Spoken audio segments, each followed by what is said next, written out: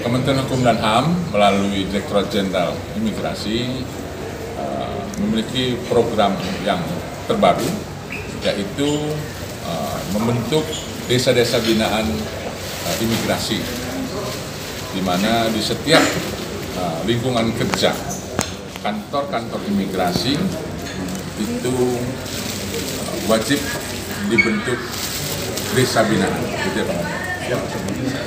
Hari ini kantor wilayah Kementerian Hukum dan HAM DKI Jakarta atas bimbingan dari Divisi Keimigrasian melakukan kegiatan di lingkungan kantor imigrasi kelas 1 non TPI Jakarta, TPI Jakarta Utara, sosialisasi terhadap kegiatan tersebut.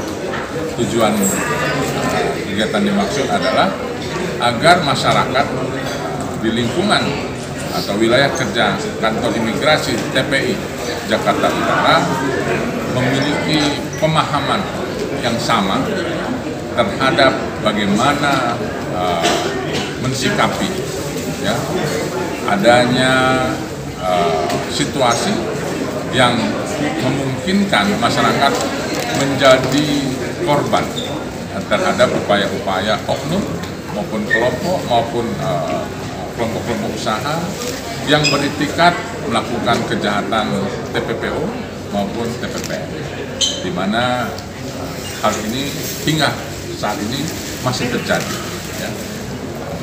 Dengan pemahaman yang akan diberikan oleh kantor imigrasi Jakarta Utara dan para narasumber yang kompeten, tentunya nanti masyarakat menjadi paham, menjadi mengerti bagaimana prosedur menjadi pekerja migran sesuai dengan ketentuan undang-undang, dan tentunya bisa menghindari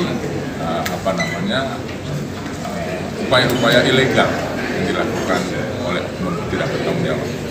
Tadi mungkin ada rencana untuk sosialisasi ke SMA ataupun SMK, Pak? Nah, pada kesempatan ini luar biasa, Kepala Kantor Imigrasi Jakarta Utara membuat satu langkah yang strategis, turut diundang para kepala sekolah, juga diundang tokoh-tokoh masyarakat, bahkan tokoh agama.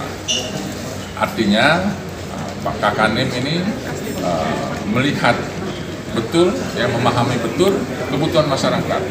Anak-anak kita yang tentunya sekolah-sekolah di level SLTA, lulusan-lulusannya perlu paham bagaimana nanti ketika ada peluang-peluang kerja di luar negeri, itu memanfaatkan peluang tersebut dengan legal, bisa menghindari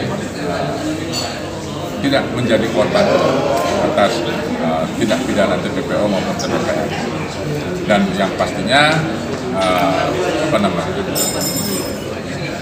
yang selama ini korban dari dua tindak pidana tadi, kebanyakan tadi 90% lebih adalah perempuan dan anak-anak.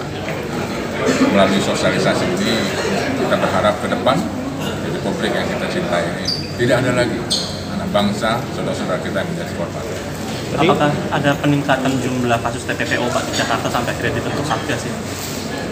Alhamdulillah per bulan ini itu relatif landai, tidak ada pengungkapan, tidak terjadi hanya 3 hanya 3. Kalau di Jakarta di daerah mana aja Pak yang paling tinggi dan paling rendah?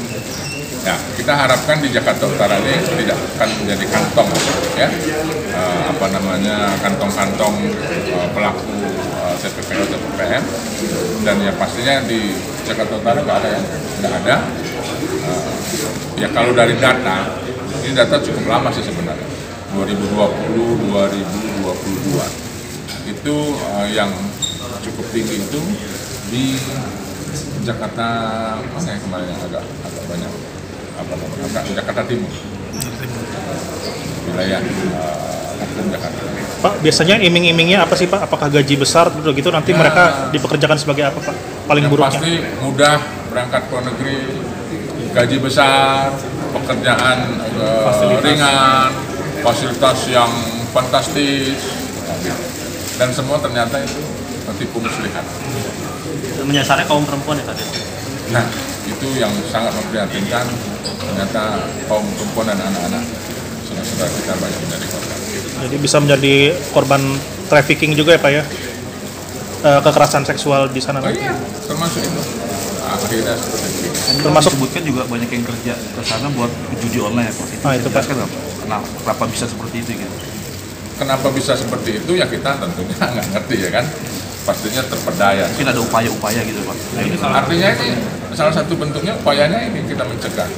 Ternyata dari case yang ada, tadi termasuk dari mana? Para hukum BP2MI, kasusnya itu adalah tertipu, dipekerjakan di sana sebagai operator judi online. Padahal sejak awal dari sini dijanjikan tidak bekerja itu. Oke? Siap. Terima kasih Pak.